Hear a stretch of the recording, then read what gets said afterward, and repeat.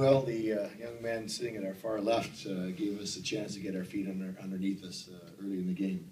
I thought that St. Cloud had the tempo and pace and really came at us hard. I thought Joel, as I said, he let us get our feet underneath us. He stopped some good scoring opportunities, and I think as the game wore on, we started to get back to our game a little bit. I think the fact that Joel was playing so well may have got in their heads a little bit. I've been on that side of the coin. And then we started getting things going and scored some goals, and then the victory was there at the end. So that's an opening statement. Take questions. Yes. Mike, in a tournament like this, can you talk about having a captain like John who's kind of been through the wars, played a national championship game, kind of experienced, environments like this where, seasons on the line kind of thing? Leadership is a hard quality to quantify. It's like, when you have it, and when you maybe don't have it in spades. We're very fortunate to have John in our locker room, and we've got Jake McCabe as well, who's been in world stages. Nick has been in world stages and been in some big games, and I think we have a core group of people. Derek Lee, who did not play this weekend, is a strong leader. Ryan Little, Simonelli. We saw these things rise to the top when we struggled early in the year. It would have been very easy for the team to just fall apart. But as a coaching staff, we went in and tried to say the right things. And then the leadership took over from there because they are around each other more than we are. And they carried the flag. And they believed in what we were saying. And finally, we had some tangible results. And we've carried forth from there. But the leadership has been strong. And I think it was one of the silver linings that was in that rough time at the beginning. Jess. Joel, can you describe that play in the first period where you lost control of your stick and it ended up in the net and the puck didn't? Yeah, it was kind of a weird play. I made that first save and the rebound slipped out to my right, and I guess I just kind of dove across and ended up hitting the knob of my stick and knocked it out of my hands, and the puck just squirted wide. So bit of luck on my side there, but I'll take it. What hit the knob of your stick? The puck, I believe. I'll have to watch it again, but it happened so quick, really don't even know. Did you say their player hit your stick? No, the puck did. I mean, I was amazed that you were able, it could be like Olympic stick sliding, because it hit it like centimeters wide of the post. It was unbelievable that you were able to hit it that accurately. That would be an X game, not an Olympic game. No, the puck definitely looked like it was going a little bit in slow motion, and it just kind of happened to catch the end of my stick and go wide. It was nice. So you were able to watch it just go by, right? Yeah. Andy. Mike, how big of a break was that? It could have been a turning point in the game, no question about it.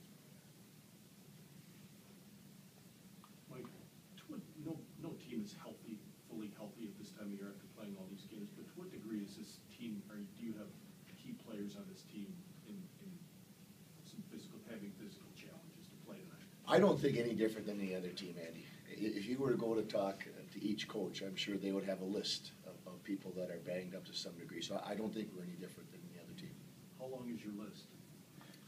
Well, inside the locker room, I would say there is about 90% of guys that aren't 100% right now.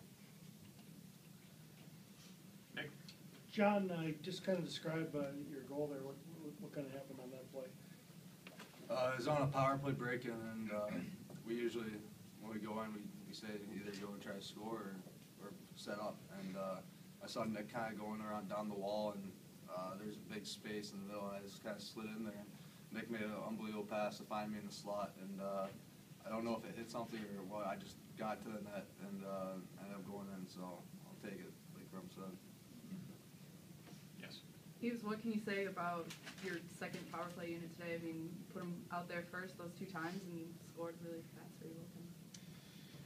They have a very simple modus operandi, is to get it back and get the puck at the net, and we have big bodies in front with Nick and Woodsy, and John has done a nice job of creating a shooting lane and getting the puck to the net, and so we get them out there first and then get the other guys out there, but they've been good for a while now for us. They put them out there first because they have done a nice job. Yes. Nick, you've multi-point games in your last 4 playoff games here in the WCHA playoffs. How much you relish kind of playing in these playoff situations? Obviously, you had a big World Championships with U18 level last year. So is this kind of the same old thing for you? Yeah, I mean, I try to play my best to when big games are on the line because I feel like that's when I need the most. So I like to play in big games. I like to play when the spotlight's on and there's really something at stake there. So, I mean, I just like to play in those games, and I'm just trying to help the team and do everything I can, try to keep it simple, get the pucks on net and do that, and that's why I've been shooting a lot so far in this playoffs. So, you know, I like playing big games. That's about it, I think. Joel, given your vast knowledge of the pairwise rankings, do you believe you still have to win tomorrow to get in the NCAA tournament? Is that what this team's thought? Yeah, personally, in my opinion, yeah.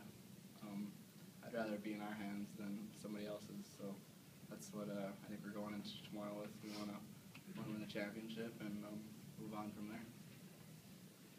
Yes, Jess. Mike, a lot of notable accomplishments for you since you've been the head coach at Wisconsin, but you hadn't been to the championship of this tournament before. What does that mean for you personally? Well, the ultimate goal at the beginning of every season is to win an NCAA championship, and then you set intermediate goals. There's the intermediate goal of the McNaughton Cup, winning the playoff championship. So those are things that we talk about at the beginning. Those are on the way to try to get to the Frozen Four and win that. So we're now in a position, as we climb up this mountain, we put ourselves in a position to try to win it now, and we haven't done it. So I know when we talked about that after the games, the kids are pretty excited about it.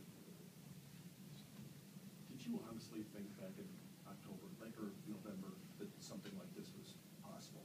Knowing what you had in that dressing room, are you surprised by any of this at all?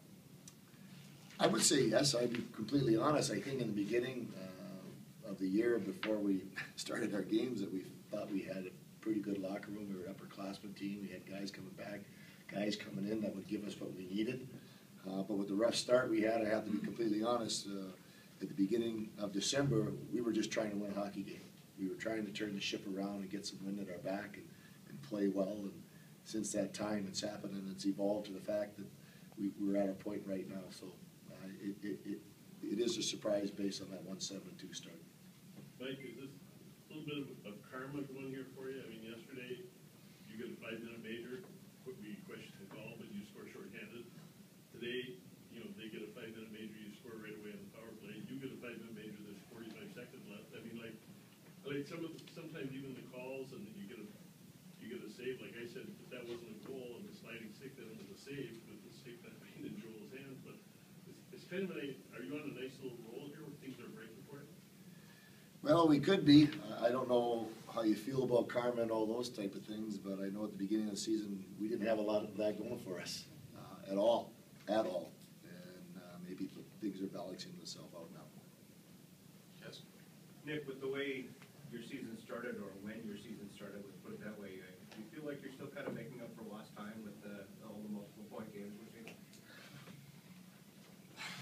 I'd like to think so. I mean, I have 10 games on some of these guys on the team, and you know, my legs should be a little bit more fresh than those guys. So that's why I pride myself on working hard out there, moving my feet all the time, and just doing the little things like Coach wants me to do and the team does. So yeah, I think I have 10 games less than most of the guys on my team, so a little fresher legs. I like to think of it that way, and I think I'm in good shape with Jim as our strength guy, and so all those little things, I think that I'm continually ready to go and keep playing. How many games did you play for the U18s or the Ann Arbor team during the layoff then? I actually only got to play in 2 because of an injury that happened. I played in 1 game at Minnesota and then got hurt in the following night game. We have time for a couple more questions, Nick. John, when you guys went up 3-1, I mean, how big a goal was that for you guys? And you know, how do you feel about the spot you guys were in at that point? I thought it was definitely a big goal. I think initially having that 5-minute power play, I mean, right there, I think there was like 9 minutes left on the clock. So we look at it as killing 5 minutes and getting a goal. It helps us get a little cushion for a lead. But then when they got another penalty with 2 minutes to go, that knocked off another 2 minutes out of 3, and I think 23 was left. And so, I mean, that right there, that's whenever you're up a man to the advantage, and it's hard for a team to come back from that. So it was definitely a good little cushion to have. One last question here. Mike, how happy are you with your defensive play? I mean, yeah, when St. Cloud was controlling tempo, I mean, your defense seemed to keep all the pucks outside, even when they were cycling down low. Really couldn't get a good quality shot on that. How happy are we with you, not only with your goaltender, but with how your defense helped them out tonight? At moments, we thought we were pretty good in our own zone. We talk about taking away time and space, and when pucks are coming there to try to block people out so Joel could see pucks and doesn't have to worry about rebounds. We had a couple holes in it, but for the most part, the guys did a nice job and was a big part of our getting our feet back underneath us offensively. Okay. Thank you, gentlemen. Thank you. Thank